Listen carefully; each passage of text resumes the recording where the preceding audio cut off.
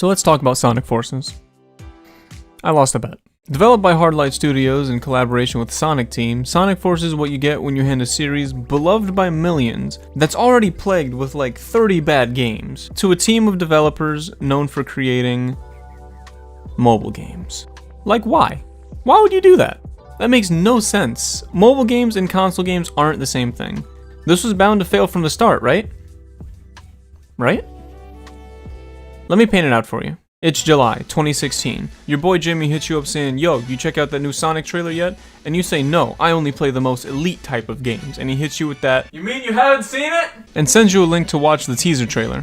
When I first saw this, I was awestruck. What happened? Did Eggman kill everyone? Sonic's freaking pissed off? Does Tails finally get to say the N-word? Literally, no one knew what to expect.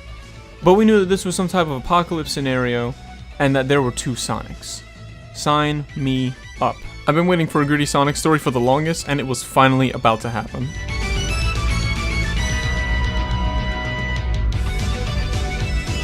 So right off the bat, everything seems normal. The opening menu has some really intense music to start you off with, and there are two difficulties to choose from. You can play all... Okay, so you had a choice right before you started. Got it. For beginners who haven't played a Sonic game before. For those who have. Does Sonic Golf count? Yeah, that was a real thing. What? We touch down and I immediately begin to mess around and get a feel for the controls. As adult Sonic, nothing felt too out of place, but as you get further into the stage, the camera does this zoom out that reduces Sonic's size by almost 90%. I'm going to show you two games. See if you can spot the main character, okay? Ready? Bam. Bam. Now see if you can spot Sonic. Bam. Why is he so tiny compared to like the rest of the game? Half the time I couldn't really tell where I was, and I even had a rough time distinguishing where each of the platforms were, considering some of them were so extremely tiny. Sonic also constantly rambles. Every 5 seconds he speaks, and yet he never has anything interesting to say. Okay, sure. There's sand everywhere! Green Hill's looking a lot more like Sand Hill right now. Take this in comparison to playing as classic Sonic, where yes, you're still obnoxiously small, but the gameplay felt more akin to the original with the classic platforming and electronic music. It's much more slow-paced, yet because of that I was actually able to see where I was versus where I wanted to be. Now take both of those in comparison again to playing as your own original character, who feels weird. You don't have a speed boost, but instead you have a grappling hook and a gun. But obviously not like a real gun. I think Sega learned their lesson the first time. Speaking of original characters,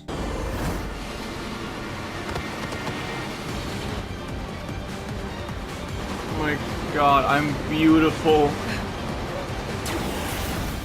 The real question is, how does any of this tie in together? So the story. Oh, the story.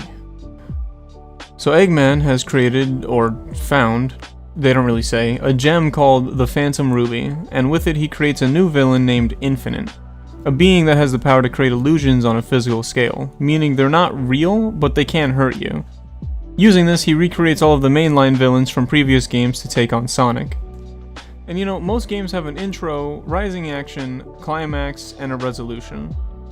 Those are the basic building blocks of a good story. But you know what Sonic Forces has? A climax. And the rest is just falling action, sometimes with more climax. It's like the writing staff was just like... Bandit! So we're thrown in, and we're playing as Olgilvie. You know. Olgilvie Maurice Wentworth Hedgehog. That's his real fucking name. Let's pretend you've never played a Sonic game before. Not a single one. Not even Olgilvie Maurice Wentworth Hedgehog Golf. But your boy Jimmy convinced you to buy this one with that amazing debut trailer. So you start it up, and Sonic is rescuing Miles. Yeah, you know, Miles Prower, everyone's favorite 8-year-old two-tailed fox mechanic. When suddenly... Huh? Shadow, it's you? Zavok! Metal! Chaos! Villains are just introduced by name, as if we're supposed to know them. I personally don't know who this guy is, so I can only imagine the confusion of someone who's never played a Sonic game before. After all of the old villains are introduced, the new baddie comes on screen and just... Go! Go! Go! I'm here! Go! Maurice fucking dies in front of Miles. And then we get this garbage text saying Eggman won, but there's a resistance. That's fucking boring. Fast forward 6 months later.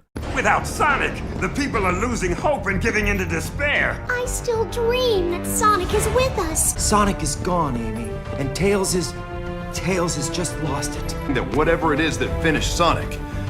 Sorry, I'm still not used to saying that. Okay, so we've established that Sonic's dead, and Tails has gone crazy from watching him die. That's a serious plot, like really intense stuff.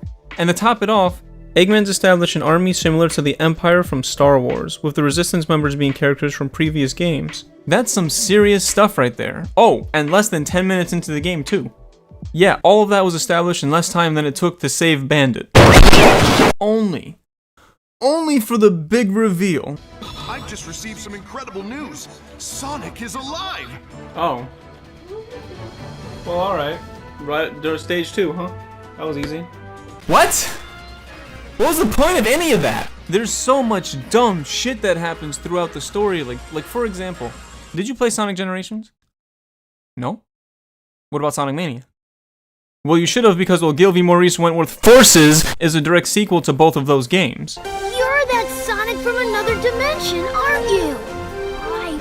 Right, that makes sense, I think. And to top off the gritty but shitty opening, My spy there says he's in a solitary confinement cell, and they've been torturing him for months. what the fuck? That's horrible. Come on, guys. Who's up for an old school style jailbreak? Me. So keep in mind, Sonic's being tortured. You know, like beaten, broken, and abused. Yet he looks like he's just been sitting there this whole time. This is the end, Sonic. Oh, hey, sounds like the party started. Want to let me go and join in? No? Of course not. You hate fun. You mean to tell me that he's been going through this? Run as fast as you can. You can't catch me. I'm olgilvie Maurice Wentworth hedgehog. Yet he only looks like this? The writing has absolutely zero sense of continuity. Nothing is consistent or consequential, because hear me out, Sonic dies again. What is that? That, my spiky little friend, is null space. Null space? It's a little something that the Phantom Ruby cooked up. A closed-off space where absolutely nothing exists. So Sonic gets sucked into this void and is supposedly dead, considering nothing exists. There'd be no light, no smell, no noise, nothing to touch, not even oxygen. Literally all of Sonic's senses would be rendered useless, and he'd be floating into the abyss endlessly, right? Yeah, this is about how long that lasts. This isn't where we were meant to end up. Let's head back. Everyone's waiting for us. No. Double boost! Seriously, it doesn't even matter? We've got this! Keep it up, partner!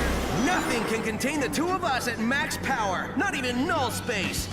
What's up, everyone? I missed this place. Oh my god. You two just up and disappeared. Nothing happened. Literally. I realize I haven't even really explained the story, but rather I've complained about it. And I'm sorry for that, but the basic story is Eggman bad, make new bad guy, be in charge.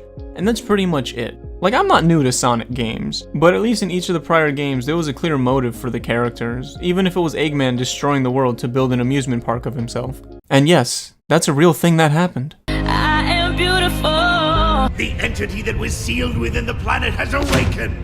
Now I just need to harness its power. Eggman Land will finally come to be. We should just move on. If I keep at it, we'll be here all day.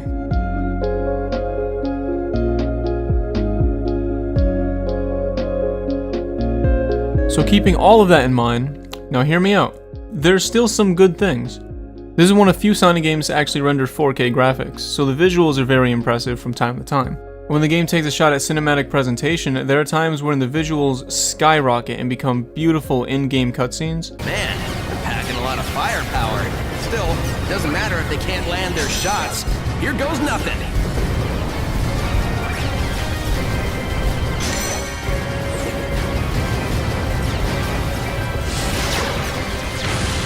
But like I said earlier, playing as classic Sonic felt more fun than anything else. You did it! So proud of you. Oh my god, I never thought I would be able to do that one. Okay, now this, however, this is different. He feels the most out of place here, but also the most fun. There's also, I guess, replayability? As you progress through the story, you unlock secret levels. I don't know why they're called that, because you don't actually have to do anything for them to appear. But hey, it's more bang for your buck, and I went and did like 2 of them. I like customizing my character too. Concerned eyes, bored eyes, angry eyes. What the fuck?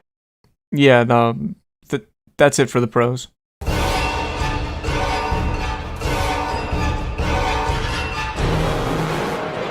So let's just hop right in.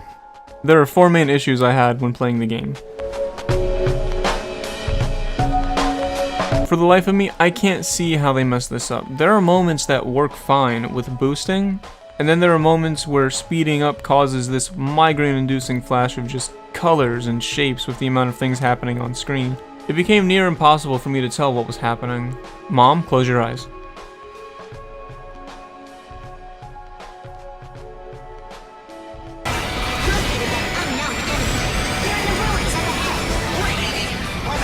I can't see anything. I don't understand what was happening. What? What bugs me even more is that earlier I mentioned the characters become too small when the camera panned to 2D. But it's not just the characters, it's everything. The camera zooms out so far away that it makes seeing anything a lot more difficult than it has to be. Combine that with the motion blur and you get this.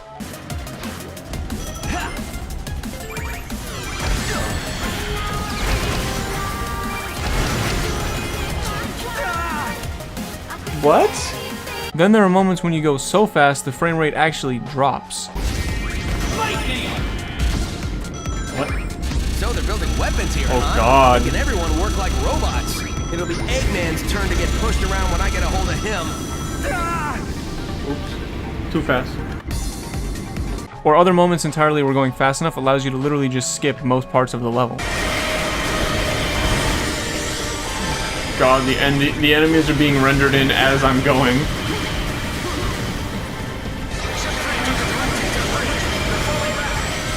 Hell yeah, I can go fast! We're skipping the level, boys! Die. And then you die for no reason. In a game about going fast, I shouldn't have to worry about the camera being obstructed, too far away, or not being able to keep up. Those are literally the primary necessities for building a game centered around speed. Like, could you imagine if you were playing Need for Speed and you had to deal with this? But what if I zoom out real far? Is that better? Okay, now hear me out. What if we go real slow? Yeah, I think you get the idea. Okay, Mom, you can open your eyes now. So I'm sure you've already noticed that when you boost, there's a change in the audio.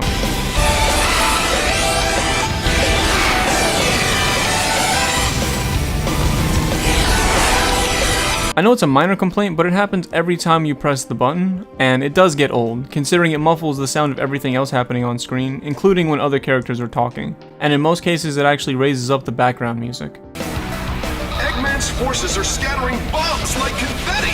We can't go on like this! The whole place is going up in flames! Not the kind of fireworks I like.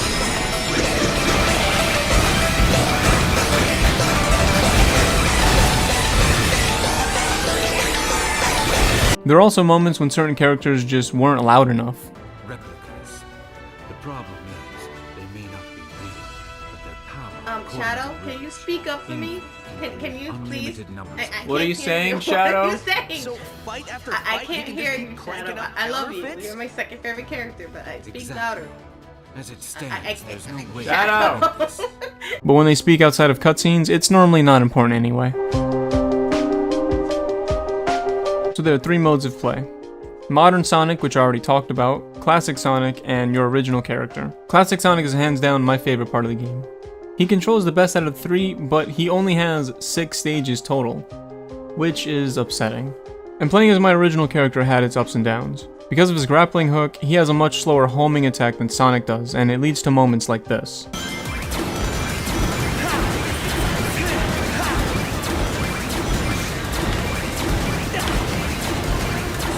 Oh my god.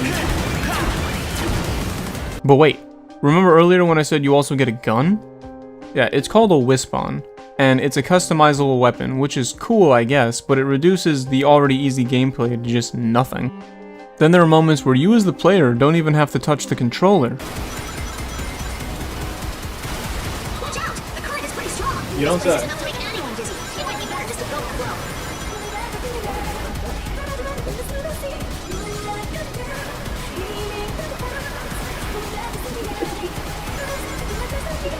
You think this is funny? I'm going with the flow. I'm doing what they told me to do. You sure went to a lot of trouble to make this map hard to find. It's honestly just boring. While you progress, you can also replay missions you've already completed as Shadow, but I think Lizzie said it best. So what's the point? Moving on.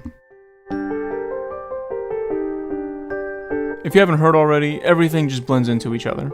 The robot enemies are fucking jokes, but to top it all off, the stages aren't even long. With each stage lasting on average about 2 to 3 minutes, the longest stage for me lasted a whopping 4 minutes. That was fun. Took me a whopping 4 minutes, that was the longest stage in the game.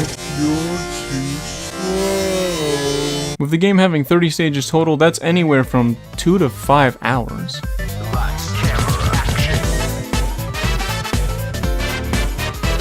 So OC is short for Original Character. It's something that's wholly unique from person to person.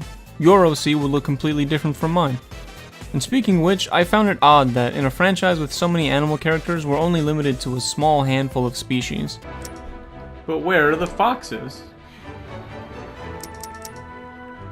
Bad games are out of 10. Bad game. Naturally, I had to recreate myself, or at least get as close as possible. Looks great. Why are we still here? The more you progress through the story, the more accessories you unlock to customize yourself with. The problem with that is that most, if not all of the clothes look like they were just made for memes. I got the gamer hat! And others are quite literally just memes.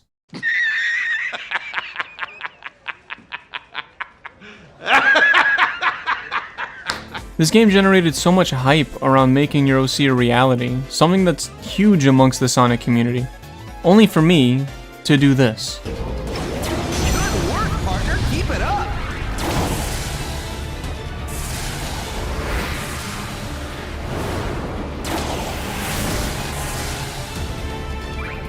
Oh yeah, it's me, Sonic. And I've got my safety helmet on. I do find it clever that they literally avoid saying your name at every turn by just calling you the Rookie or Buddy. How's the rookie doing with the distraction? My name is Jim! There are even missions that allow you to play as other people's OCs, which I think is pretty neat. Oh. Ooga booga booga. I love when games allow you to do this because I just make the most beautiful creatures. So yeah, every legend has a beginning, right? A middle, and an end. You are beautiful in every single way. No one can tell me otherwise.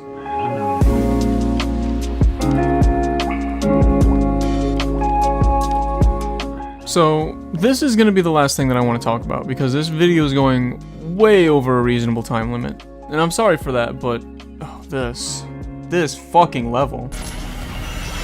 I don't like it. Fuck. Stop dying! I can't see where I'm fucking going. Come on, the anime song should be helping you. God, I don't have the power anime on my side. That's what I was gonna say! You should have the power anime on your side! Fuck! This has got to be some of the most unrefined shit I've ever played. First off, the game never teaches you that you can wall jump. Come on.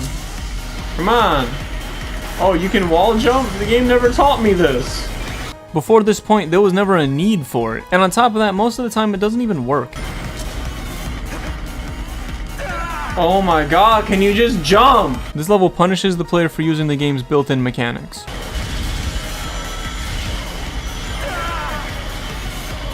You see this shit, right? I'm watching.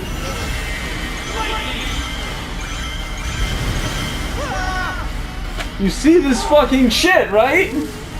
And again, half the time they don't work. And what's worse is that this is a timed segment, meaning if you don't finish it on time, you die. No! What? So you can't even take your time with each jump, because the jumping for some reason is fucking broken here. Oh my god.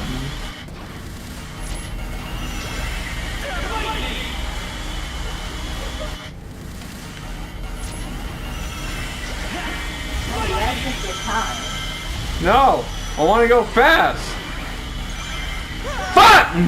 For whatever reason, all control is taken away from your momentum once you're in the air. Meaning if you're going too fast or too slow before you jump, you're committed to that speed. There's no adjusting it. And that's stupid, because the literal rest of the game is not an issue.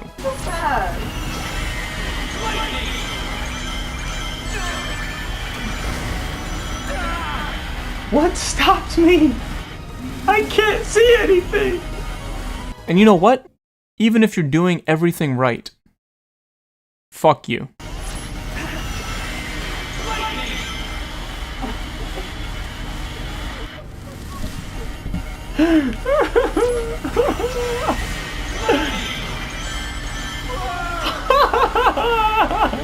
Look at me.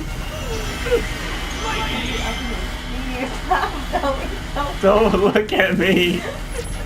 Stop going so fast.